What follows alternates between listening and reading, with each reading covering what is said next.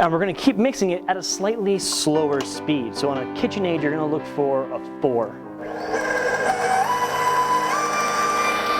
From this point, I'm going to start pitching in my butter. I'm literally just going to take chunks off, flatten them out, and just drop them in. I'm going to keep going with this until I see a slight yellowish color come out. It's very, very pale yellow. And it starts to break. It'll actually turn looking more like ricotta cheese than anything else. And this is okay. This is a stage that a buttercream has to go through.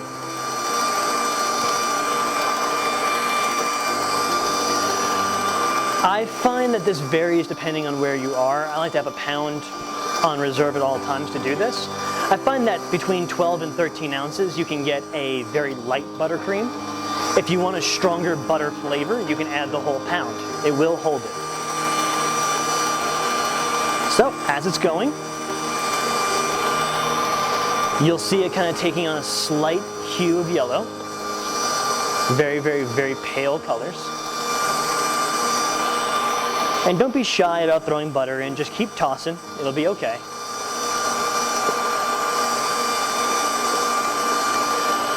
The more you work with it with your hands, so if you notice me grabbing this, I'm flattening it out and then throwing it in, that will help it incorporate a little bit faster.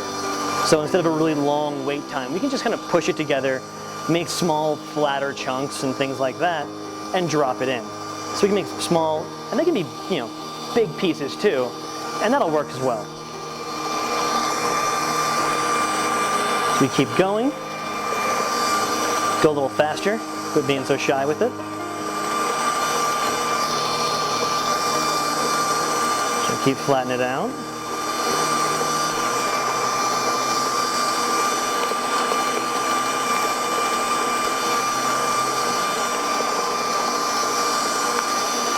It's really imperative that when you're doing this, your butter is soft, but it's not melted. If you put melted butter in, you won't actually get buttercream out because it needs to solidify a little bit.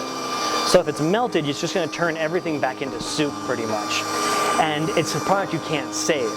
If your butter's a little too cold, you might get small chunks inside of it, which can be saved by just heating it up a little bit. And those chunks will melt out and you re-whip it back together and make a softer product. So I'm going to go ahead and stop there. Didn't use all my butter. We got about 14 ounces in, I would say. And from here, I can start looking at it and I can see it changing color and I can see it breaking a little bit. And at this point, I'm just gonna wait. If I go to full blast on this, it's gonna spin so fast that it can't actually re-solidify. If I keep it at this speed, take my time, be patient with it, it'll break apart and then catch and come back together as a really nice, fluffy buttercream. And I believe it's starting to catch now.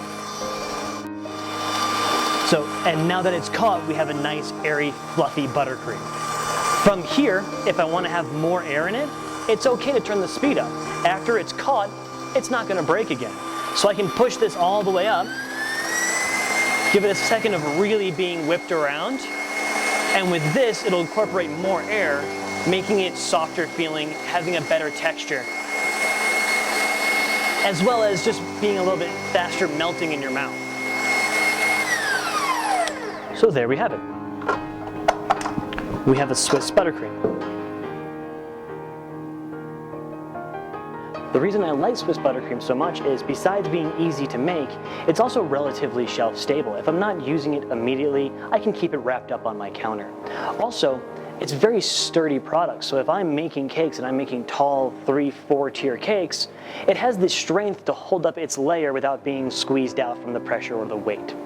Thank you for joining me. I hope you learned something, and I'll see you on the next one.